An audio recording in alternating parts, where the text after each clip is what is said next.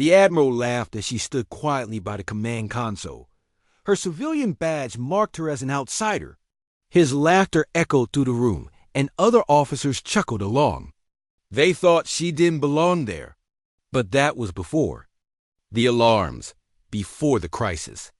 Before they realized no one had the launch codes to save the trapped submarine, no one except her. The room went silent when she stepped forward. Her hands moved quickly on the keyboard. She entered codes from memory codes no one else knew. Some heroes wear uniforms, others wear civilian badges. That morning, Blackwood passed through the Naval Command Center's checkpoint. The guard stared at her badge a little too long. A line formed behind her. Purpose of visit? He asked, though her clearance was already confirmed. Observation, she said softly. She was 42, quiet, confident, and used to being ignored. Her dark hair was tied back, and her gray eyes gave nothing away. Inside the command center, officers moved quickly across polished floors. Technicians watched big screens showing submarine movements across the world. N, wearing a simple blazer and slacks, stood out among the uniforms. She signed the visitor log and clipped on a bright red badge, Civilian Observer. It made her look even more out of place. "You'll need an escort," the guard said. "My clearance allows you nescorted access," she replied calmly, pointing to her papers. He checked again. "Unusual for a civilian. Many things are unusual in this building," she said. He buzzed her through.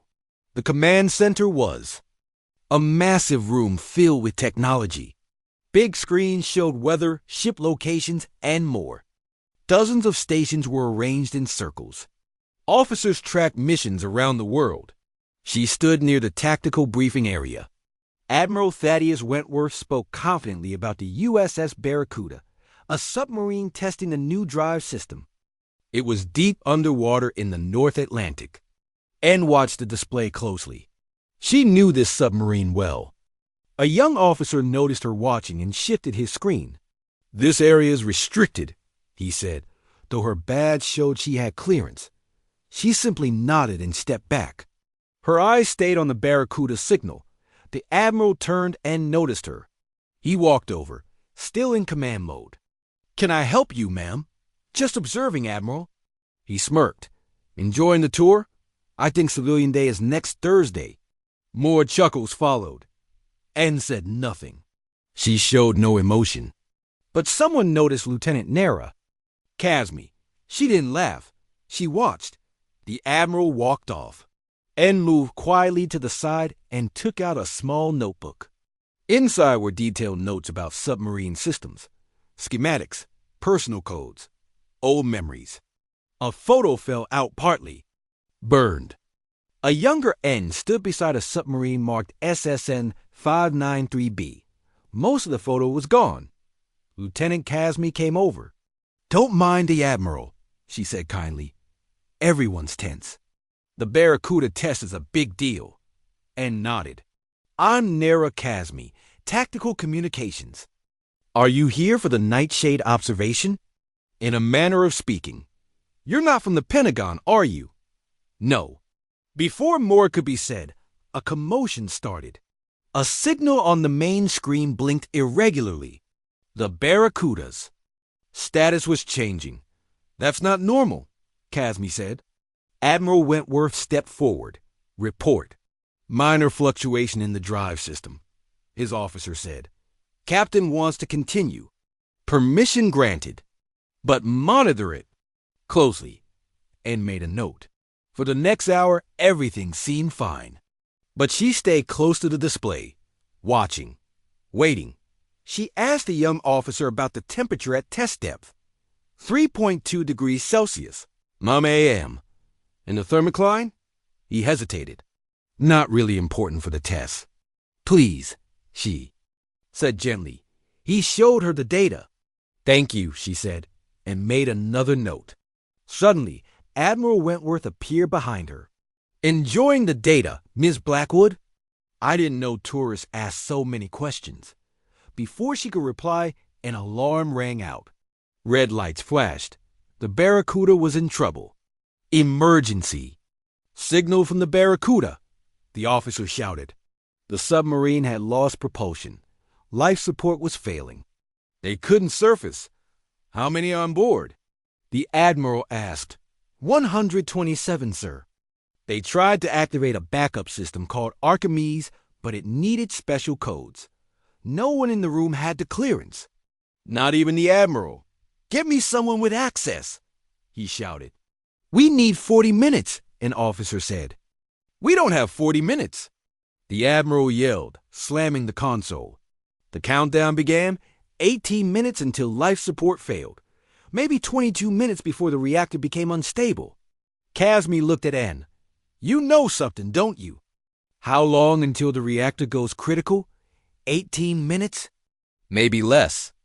Then N did something unexpected. She stepped toward the console. Stop, a security officer said. This area is restricted. Casmi stopped him. Let her through. Unless you have Archimedes clearance, the Admiral began. N didn't answer.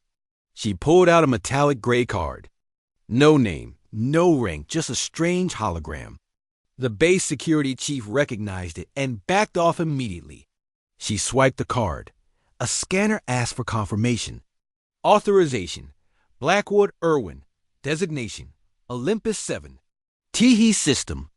Unlocked, she typed quickly. The submarine system started recovering. Oxygen, propulsion, reactor stability. It's working. Casmi said. 20% propulsion restored, another officer added. Override complete, N said calmly.